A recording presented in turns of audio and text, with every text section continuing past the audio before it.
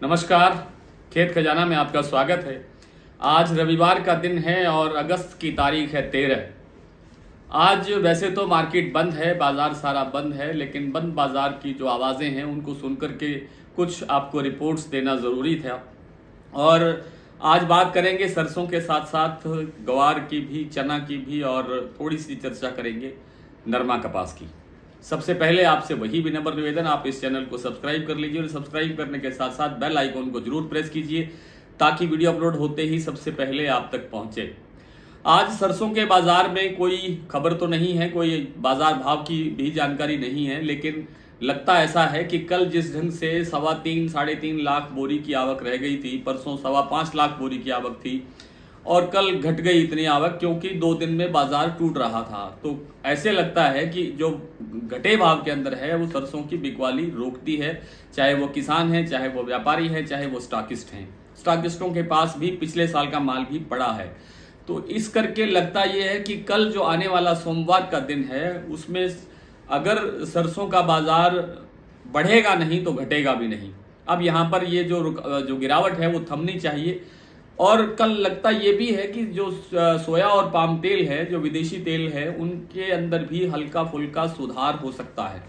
हल्का फुल्का सुधार होने की गुंजाइश बन रही है और उसके कारण से थोड़ा बहुत सहारा सरसों को मिल सकता है। कोई बाजार 25 रुपए तक सुधर भी सकता है, लेकिन कम से कम गिरावट रुकती हुई जरूर देखी जा सकती है। ऐसी संभावना है, ऐसा लगता है, ऐसा अनुमान है कि आवक घटने के कारण जो है कल भाव में सुधार आ सकता है।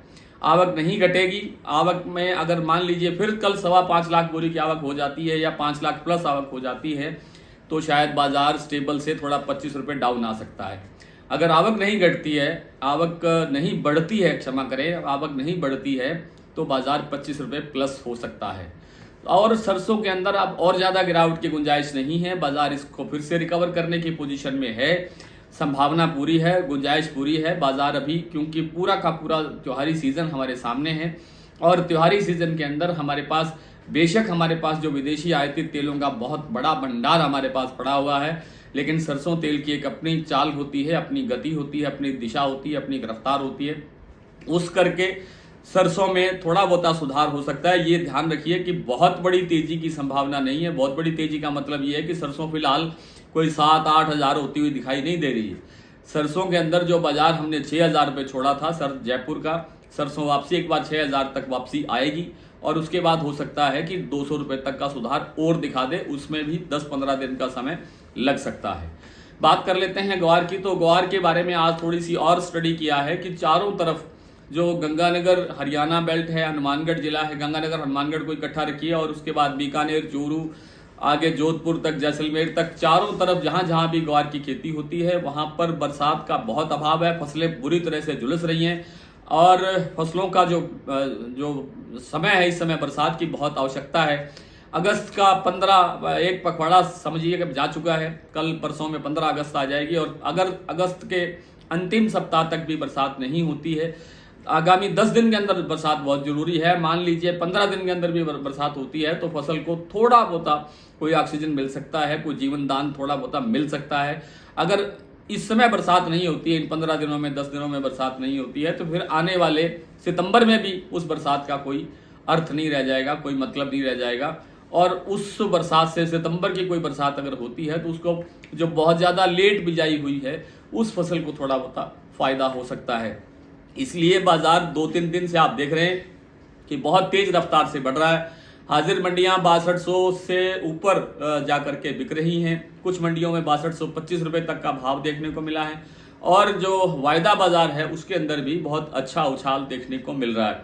लगता ये है कि बहुत जल्दी जो ये 6,6200 का जो भाव है ये बहुत जल्दी आपको 7,000 रुपये तक देखने को मिल सकता है। चना के भाव के अंदर भी तेजी आई है। दिल्ली का जो लॉरेंस रोड पर जो भाव है वो 6,000 को टच करता हुआ दिखाई दिया है। 6,000 पर कारोबार तो अभी तक नहीं सुनाई दिया, लेकिन 6,000 के आवाजें वहां से आने लगी है।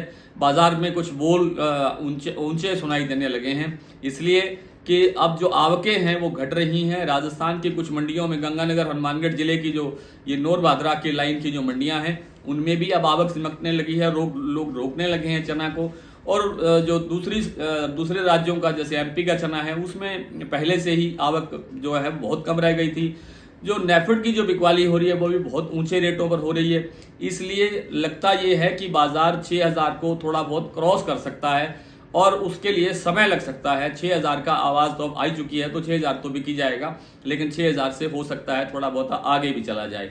नरमा कपास के बाजार के अंदर अभी कोई तेजी दिखाई नहीं दे रही है।